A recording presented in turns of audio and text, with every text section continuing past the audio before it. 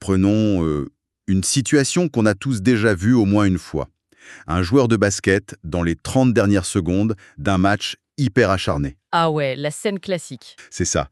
Les poumons brûlent, la sueur coule à flot, les jambes sont lourdes, mais l'explosivité semble toujours là, quoi. Le joueur arrive encore à sauter au-dessus de tout le monde pour choper un rebond décisif. La force brute est encore présente. Voilà, exactement. Et puis, sur la retombée, lors d'un simple pivot hyper banal pour amorcer la contre-attaque, paf! La cheville lâche.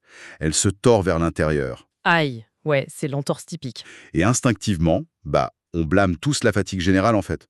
On se dit juste que les muscles des jambes étaient totalement épuisés et qu'ils pouvaient plus soutenir l'articulation lors de ce changement d'appui. Et c'est vraiment l'explication par défaut depuis des décennies dans le milieu sportif. L'idée reçue, qui semble d'ailleurs très logique, c'est que la fatigue systémique agit un peu comme un brouillard épais et uniforme, quoi. C'est-à-dire? On présume qu'un corps poussé dans ses retranchements perd sa force motrice brute exactement à la même vitesse qu'il perd sa précision. On imagine que le moteur musculaire et les capteurs d'équilibre s'éteignent simultanément. Ouais, tout baisse en même temps. Exactement. Mais ce qui est fascinant ici, c'est et si ce n'était pas du tout un problème de force résiduelle? Et si le muscle autour de la cheville possédait encore largement l'énergie mécanique pour bloquer cette entorse, mais que le cerveau était devenu l'espace d'une fraction de seconde, littéralement aveugle à la position exacte du pied? Une cécité sensorielle locale au milieu d'un corps qui fonctionne encore, ah ouais, c'est une perspective radicalement différente. Carrément. C'est même contre-intuitif. Et c'est justement la thèse centrale d'une étude absolument fascinante parue en 2024. D'accord, décortiquons un peu tout ça. Le document a été publié dans le Journal of Sport Science and Medicine par une grosse équipe de chercheurs. Une équipe très pointue en biomécanique, ouais. C'est ça. On a Meng Delieu, Jili Chen, Ranfuan Tang, Ling Ding, Shangji Deng, Roger Adams, Jahan et Yongming Li. Et le titre complet de leurs travaux pose immédiatement le décor. C'est Lateral Shuffle Induced Fatigue Effects on Ankle Proprioception and Counter-Movement Jump Performance. Un titre bien académique, mais très précis. Voilà. En gros, la mission de notre analyse d'aujourd'hui, c'est de comprendre comment une action aussi commune que le pas chassé, ce fameux déplacement latéral omniprésent dans le sport, fracture littéralement notre système neuromusculaire en deux réalités qui communiquent plus du tout. C'est exactement ça. D'un côté, on a la capacité à produire de la force, ce qu'on mesure avec la hauteur d'un saut, et de l'autre, la proprioception de la cheville. La proprioception, donc la perception de la cheville dans l'espace, c'est bien ça? Ouais, sa capacité interne à percevoir sa propre géométrie, son inclinaison, sans qu'on ait besoin de la regarder.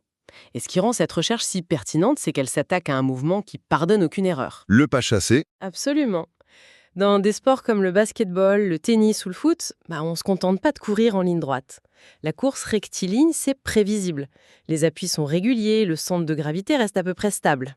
contrairement au changement de direction. Exactement.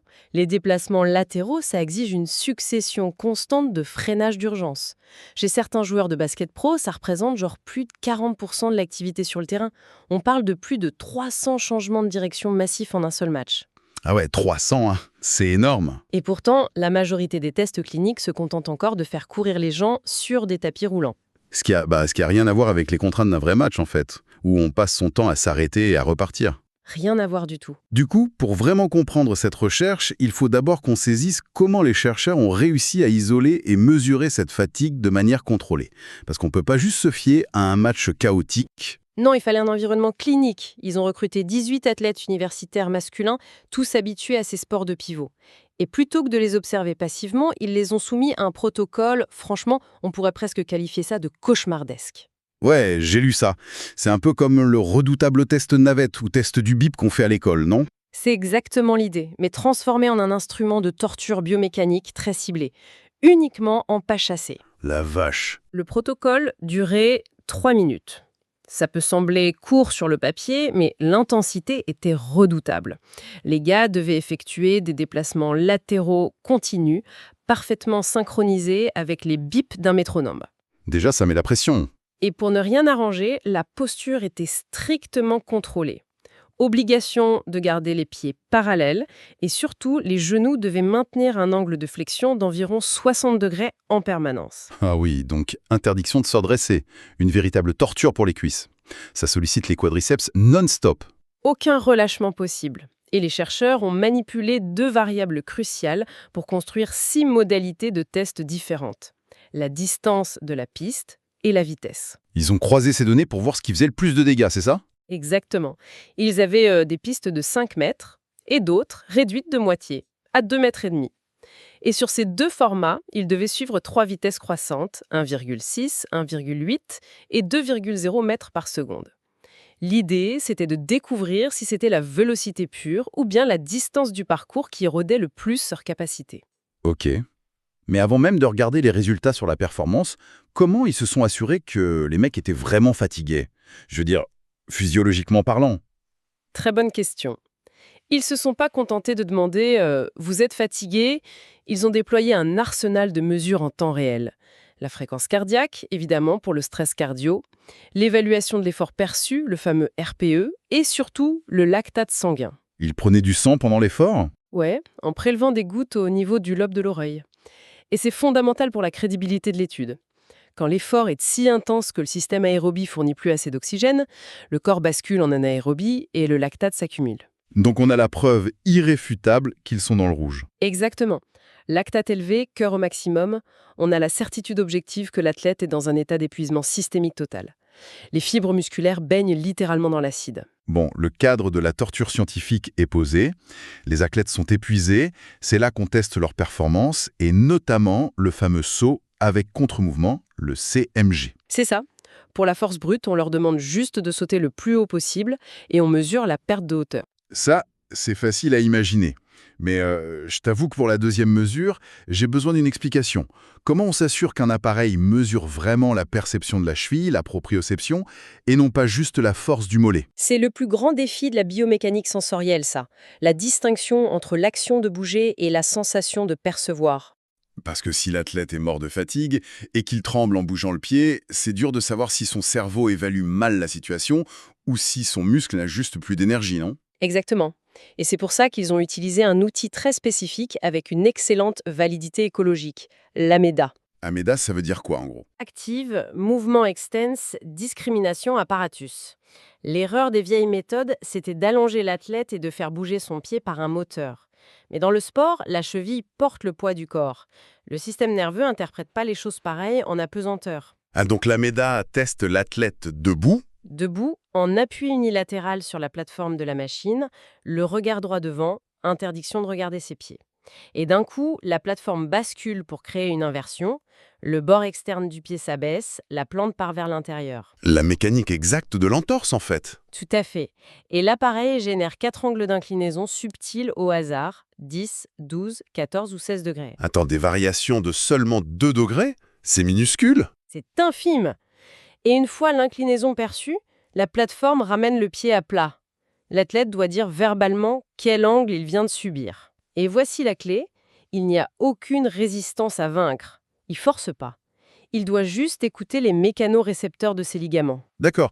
Donc le capteur est totalement isolé du moteur, c'est hyper malin. C'est un pur test de discrimination sensorielle, ouais.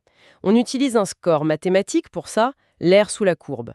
Plus le score s'effondre, plus le cerveau est confus et incapable de distinguer un petit angle d'un angle dangereux. Bon, maintenant qu'on a bien compris comment ils ont mesuré tout ça avec une précision chirurgicale, regardons les résultats.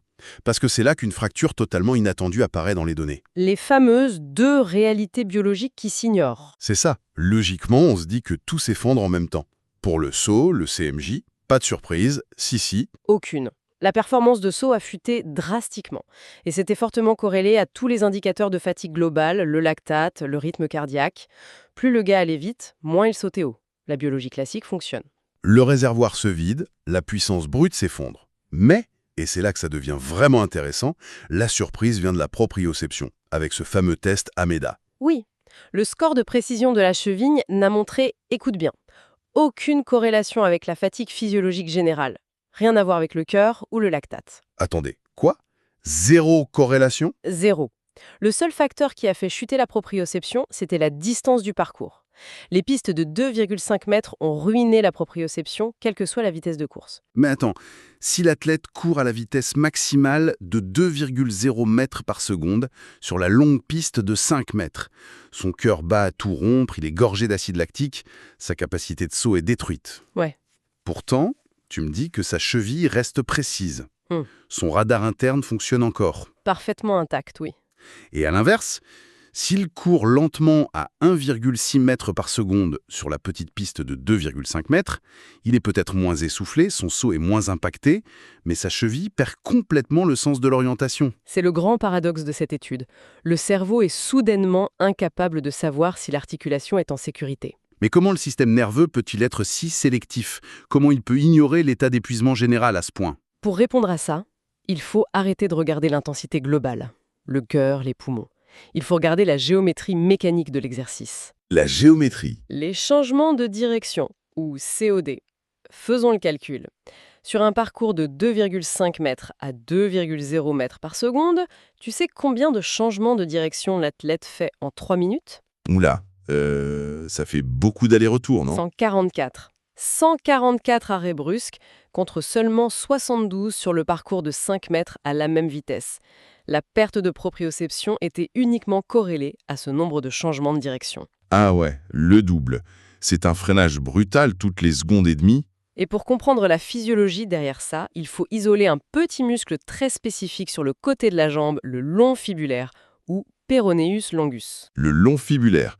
On entend souvent parler des quadriceps ou des mollets, mais lui, il sert à quoi exactement dans les déplacements latéraux? C'est le muscle qui gère les versions de la cheville. En gros, quand tu fais un pas chassé et que tu plantes ton pied pour freiner, l'inertie pousse ta cheville à se tordre vers l'intérieur. Le long fibulaire se contracte à fond pour stabiliser le pied dans le plan frontal. C'est l'amortisseur de secours. Voilà. Et à force de répéter l'action 144 fois, ce petit muscle subit une fatigue très localisée. Ça sature les capteurs mécaniques et ça perturbe les signaux proprioceptifs envoyés au cerveau. Alors que le saut, lui, il utilise les gros muscles dans le plan sagittal, d'avant en arrière, donc il répond à la fatigue générale classique. Exactement. Le grand moteur versus le petit stabilisateur. Alors qu'est-ce que tout cela signifie au fond? Si on essaye de visualiser ça, c'est un peu comme conduire une voiture, non? Le moteur de la voiture, genre le cœur et les poumons, il fonctionne encore très bien, on peut encore accélérer. Ouais, la puissance est là. Mais à force de tourner le volant violemment de gauche à droite, 144 fois de suite en un rien de temps, le liquide de direction assistée surchauffe localement. C'est une super analogie, ça. La direction assistée bout, il y a du jeu dans le mécanisme, du coup la voiture file encore à toute allure, mais le volant devient complètement flou, imprécis, les roues envoient plus les bonnes infos au conducteur. Si l'on relie ça à la vue d'ensemble du sport professionnel, ça explique énormément de choses. Comme quoi? Repense au basket. Dans un match où on dénombre plus de 300 déplacements latéraux, ça explique pourquoi les entorses sont si fréquentes en fin de partie. Ce n'est pas du tout un manque d'endurance cardio. Non, c'est la direction assistée qui est morte. C'est ça, c'est une saturation complète de ces petits muscles stabilisateurs due à l'accumulation frénétique des changements de direction. Le signal d'alarme arrive au cerveau avec quelques millisecondes de retard et paf, l'entorse. La structure cède pas par manque de force, mais par manque de timing. C'est fou quand même. Ça bouleverse complètement la prévention des blessures. Faire courir un joueur pendant des heures en ligne droite pour améliorer son cardio, ça ne le protégera pas de ce type de blessure. Il faut vraiment entraîner cette résilience neurologique locale. En tout cas, c'est vraiment une analyse éclairante. En résumé, des mouvements similaires affectent le traitement des informations proprioceptives et la production de force musculaire de manière totalement, radicalement différente. Oui, il faut voir le corps comme un ensemble de systèmes distincts qui réagissent à des stress géométriques différents. C'est pour ça que je recommande vraiment à ceux qui nous écoutent d'aller lire cette étude, parce qu'elle regorge de données passionnantes qu'on a juste effleurées ici. Je rappelle le titre « Lateral Shuffle Induced Fatigue Effects on Ankle Proprioception and Counter-Movement Jump Performance », publié dans le Journal of Sport Science and Medicine en 2024. C'est une lecture indispensable pour comprendre la vraie mécanique des blessures. Et d'ailleurs, n'oubliez pas de vous abonner à la chaîne et d'activer les notifications pour ne manquer aucun futur contenu similaire, parce qu'on va continuer à décortiquer ce genre de recherche scientifique. Et ça soulève une question importante pour terminer d'ailleurs. Un détail crucial qu'il faut garder en tête. Dis-nous tout. L'étude admet ses propres limites. Elle n'a testé que des athlètes masculins.